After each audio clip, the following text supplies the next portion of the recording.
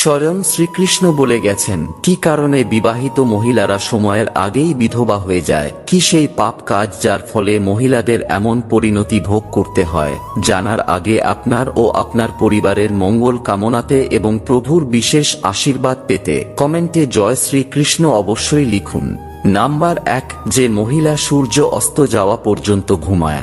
2, যে মহিলা মাসিক চলাকালীন পুজো করে। 3, যে মহিলা রাগে খাবারের থালা ছুঁড়ে ফেলে দেয়। 4, যে মহিলা অপচয় বেশি করে। 5, যে মহিলা একাদশীর দিন ভাত মাছ মাংস খায়। 6, যে মহিলা রাত্রিবেলা এঁটো থালা বাসন বেসিনে রেখে দেয়। 7, যে মহিলা সূর্য উদয় হওয়ার পর দেরি করে ঘুম থেকে ওঠে। 8, যে মহিলা ঝাড়ুকে পা দিয়ে লাথি মারে। 9, যে মহিলা ঘুম থেকে উঠে বাসি কাজকর্ম ঠিকঠাক করে না। এবং নাম্বার 10, যে মহিলা স্বামীকে সম্মান দেয় না, অপমান করে।